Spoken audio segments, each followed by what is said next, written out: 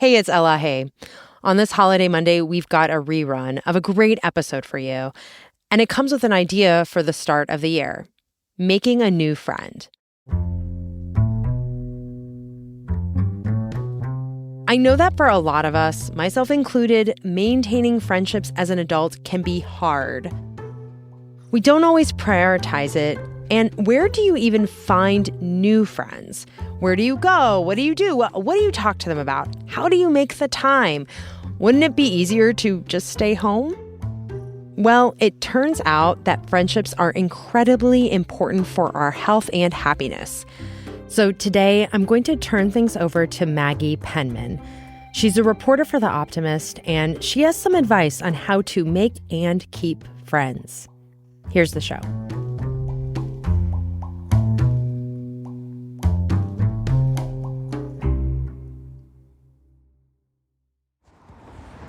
Okay, I am walking up to this event for Real Roots to meet a group of women who are looking to make friends, and I'm feeling a little nervous. On a recent Thursday night in downtown Washington, D.C., I went to a bar to make new friends. I haven't been on a first date in like 10 years, but I kind of have that like about to go on a first date feeling. I actually don't think 10 years is even really long enough, because I don't think I've tried to show up at a new place just to make friends, probably since the beginning of college. So yeah, I was pretty nervous. So I'm gonna go inside. We'll see how it goes.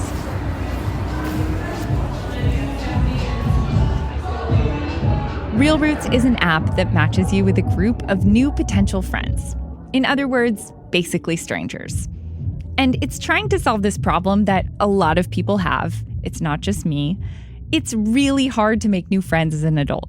There were a couple dozen women at this bar for the same reason I was. Yeah, so I'm someone who likes to try and push myself and try new things, and I also really enjoy meeting new people.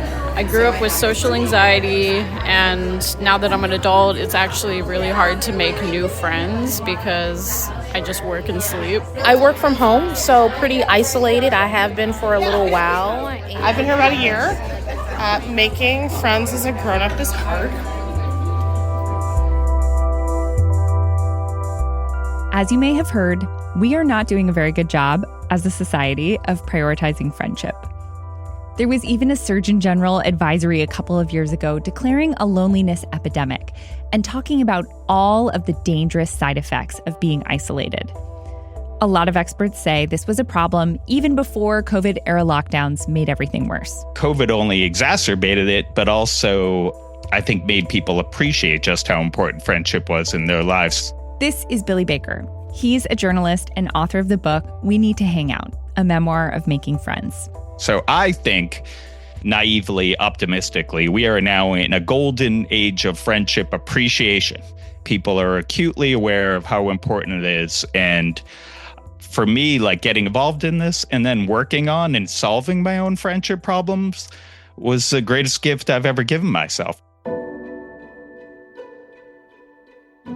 Perhaps naively, optimistically, I agree with Billy. So many of us have seen and experienced firsthand the negative consequences of isolation. And hopefully we understand now how good friendship is for us, how essential social connection is for our health and our well-being, as well as our happiness.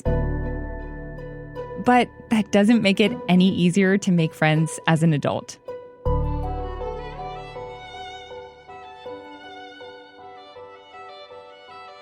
I'm a reporter for The Optimist, the section here at The Post where we bring you good news, stories that bring you inspiration and a little bit of hope. And today, we are going to figure it out, how to make friends as an adult.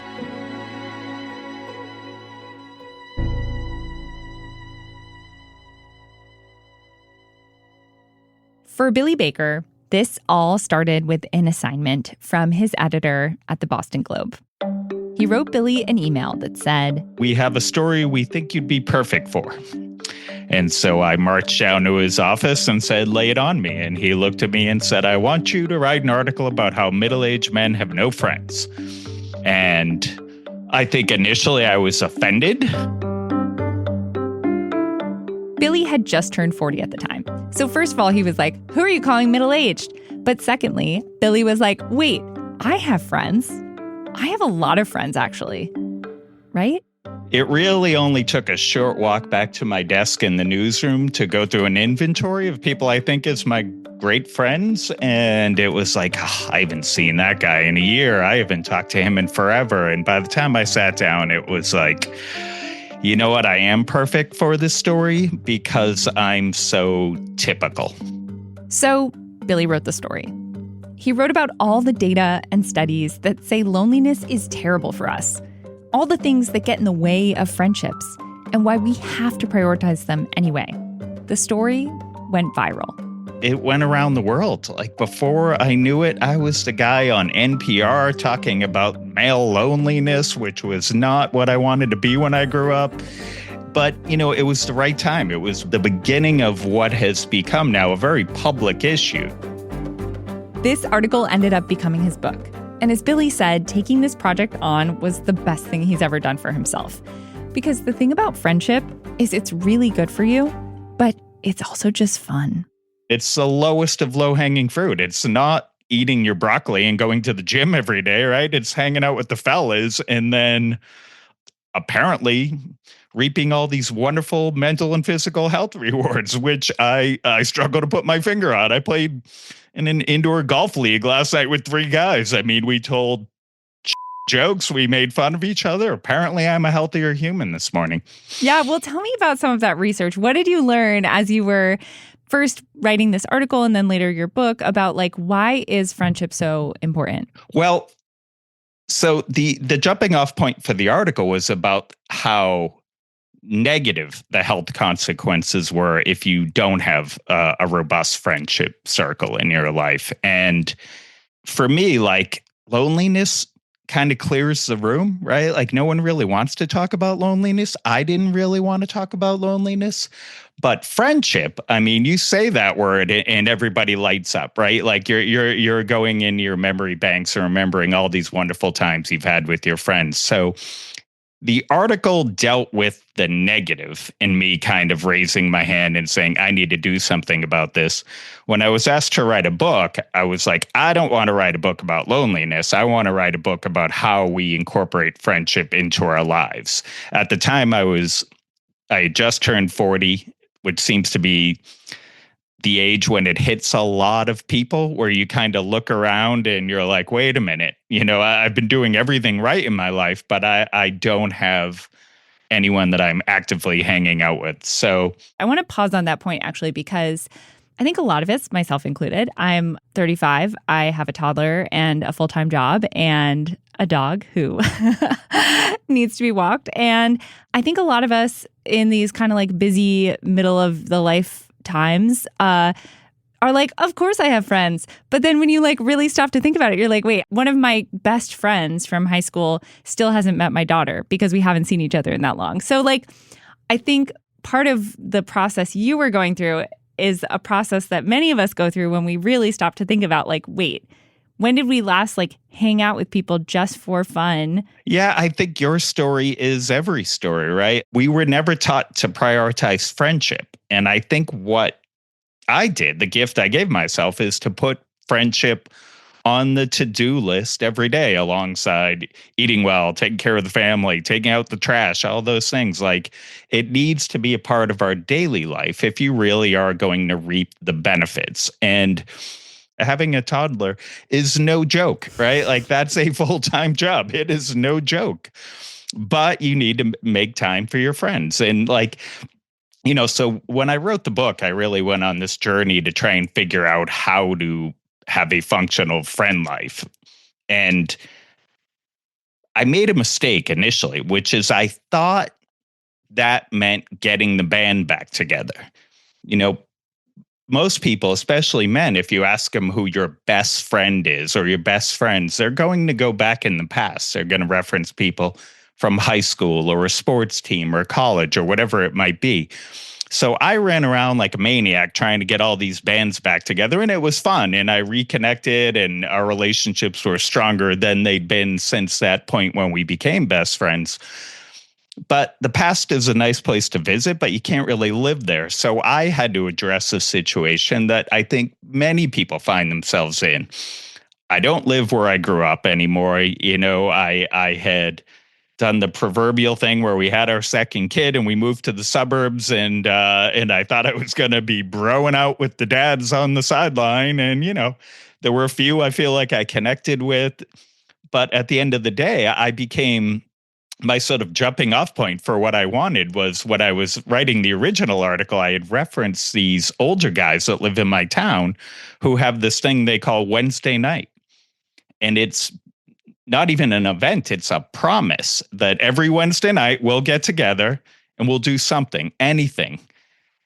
And Wednesday nights would come around for me, and it was like, I have nobody to hang out with tonight, right? And you feel a little guilt in that because I have like wonderful children, a wonderful wife, and all these things are going right. But that was missing. So I shifted my focus. The book really has kind of two cycles. The first half, I'm trying to get the bands back together. The second half is a realization that like, I need to have friends where I am right now in my life. And I mean, there are a million jokes about being a man over 40 trying to make friends. Like there's this meme of Jesus at the Last Supper where it's like his greatest accomplishment was still having 12 friends in his 30s, right? Like, and so I had to start a new band, and it was silly. It was a little vulnerable. What I had to do is basically say to those men I knew from various quarters of my life, in not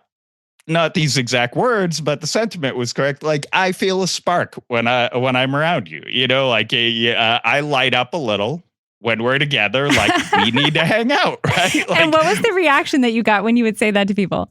I will say that vulnerability for me was always rewarded. It is a scientific fact. Going into the science of how friendship works is so fun, and it's so evil in some ways. Like, you learn all these things that are really human bonders.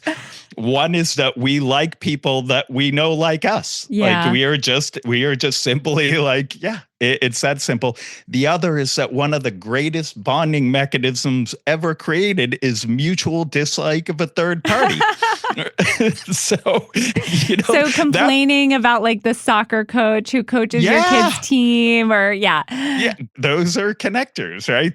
They feel a little naughty, but they're there. So I tried a million things, and I tried to, because I was writing a book, figure out what is this thing that you need to make friendship work.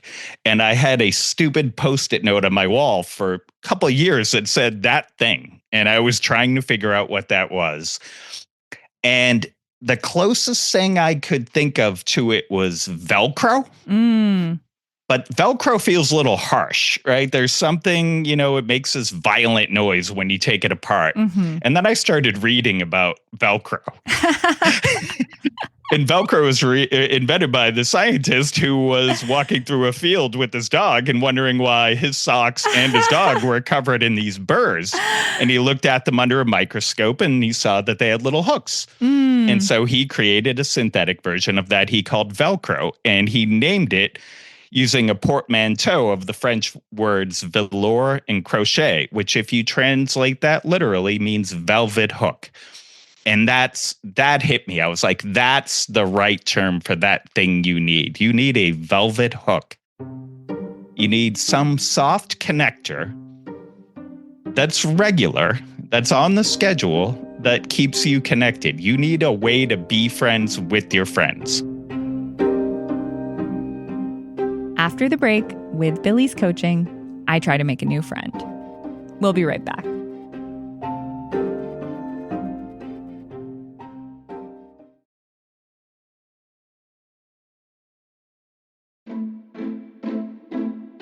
Eventually, Billy found some velvet hooks that worked for him. Sometimes it was as simple as going up to the guy that he always saw at the gym and being like, hey, do you want to come to the gym together on purpose? Or in Billy's words, I would text him and be like, yo, bro, like you want to throw some weights around, whatever corniness will get him in the door. Then he went on to start his own version of Wednesday nights, to start to create a regular, predictable community where he lived, putting friendship on the to-do list every week. It's so silly, but at the end of the day, I went from a guy that didn't have anything to do on a Wednesday night to now I've got a roster of different people.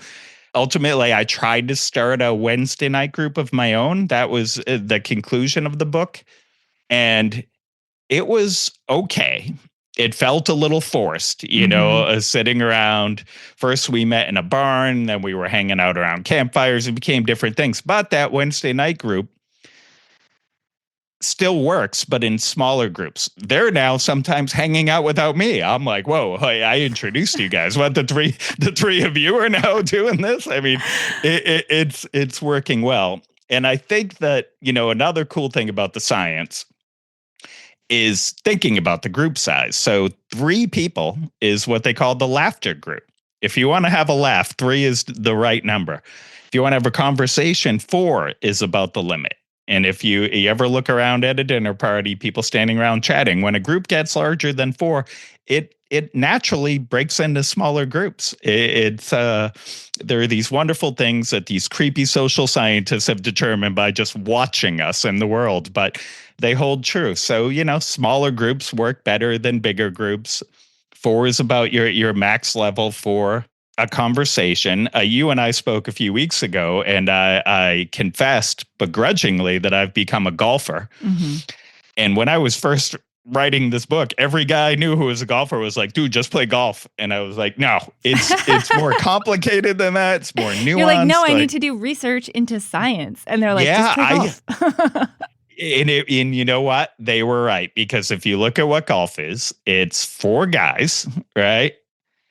And most of the time, it's 3 guys laughing at what the other guy just did. There's each hole has kind of this cycle of drama and mistakes. Everybody stinks at golf. Even good golfers stink at golf. It goes horribly most of the time. At this point in my conversation with Billy, senior producer Ted Muldoon interrupted my conversation from the control room and told me to wrap it up. So naturally, I started picking on him. So actually, I'm glad Ted just walked into the studio because he was asking me before this interview. He was like, so can you ask him how I can learn to like people more and find more people who I connect with? Because he's like, my problem is just finding people who I vibe with. So what would you say to someone who has that problem? Perfect question. Ted, I would say you have things you are interested in, right? That's your velvet hook. Start with the velvet hook and then see who you spark with around it, right? A lot of people are in this situation where they move to a new city or whatever it is. They get divorced.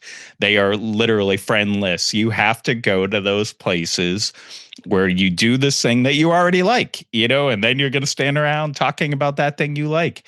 I mean, pickleball has changed senior friendship, right? They all go play pickleball for 4 hours a day. Is it pickleball they love, or is it having this activity that they enjoy and finding others who also enjoy it, and then they're off for coffee, So I think, if you have no friends, you start with an activity and connect that way. If you have someone you'd like to be friends with, you need to find the activity that will be your velvet hook. Okay, good advice. And then I think another thing a lot of people struggle with is being vulnerable and admitting, I want to make more friends, or, hey, I really notice a spark with you. Maybe we could be friends. How do you go about getting over your own fear of rejection and making that ask? I mean, you don't get over it, right? You take 2 seconds of courage. And I mean, in my experience, it's always worked, but you are fully justified in thinking this is not going to work. This is the most awkward thing I've ever done in my entire life. But, work is a classic thing, right? You have work friends, and people tend to shelve those in a place where it's not more than that. yet you might spend more time with them than you do with your own children, with your spouse, whatever it might be. So it's okay. There are accidents of proximity, but that's also how most friendships start, right? Is there just like a piece of advice you want to leave people with if they really want to prioritize friendship? I mean, I think that's the advice. Just prioritize friendship. You know, it has to go on the schedule each day along with all the other stuff you need to do. And it can be the most fun part of your day. And I will say that, you know, I often get asked to be on podcasts like this, like I'm some friendship expert. I'm not. Everybody is, right? You know how it works. You know what works. You know the people you want to be friends with. You know the people you feel a spark towards. Just make that little move and you will be rewarded. It will be a gift you've given yourself, and it's the easiest one. And, you know, if I used to do this thing where I'd like ask people to close their eyes and picture one person they missed and wish they'd hung out with more. And like everyone had someone. It came right away. So I would say that to the listeners. Like if you close your eyes and think, who is it I'd like to see more or hang out with more? And then you pick up the phone and you call them and say that, I'll bet you magic will happen. Yeah. And everyone wants to hear that, right? Everyone wants to hear Right. like, hey, I've been thinking about you and I want to hang out more. Right. Maggie Penman, if I were to put you through that experiment, is there someone that comes to mind? There is actually. I think, honestly, the person who I'm thinking of is a colleague who I just adore. And every time I talk to her, I'm like, you are the most fun person I've ever talked to. But I have not made the move or been like, hey, can we like be friends outside of work? So I think I might try. Might try? I think I'm going to do it. I'm going to do it. I think you have I'm gonna homework. do it. Okay. Is this person in the building right now? Yes. Maggie. I know. I can do it. I'm like blushing just thinking about it. I'm going to text you in a couple hours, and if you fail this assignment, okay, I'll let you know. I'm gonna go make a friend, and I'll get back to you. Billy Baker is a journalist and author of We Need to Hang Out. It's a great book. I'll include a link in our show notes if you want to check it out. After this interview, I reached out to the coworker I was thinking of, the one who I want to be my real friend, not just my work friend. Her name is Rachel Curzius. She writes for The Home You Own, a section here at the Post. And I did something that felt very vulnerable.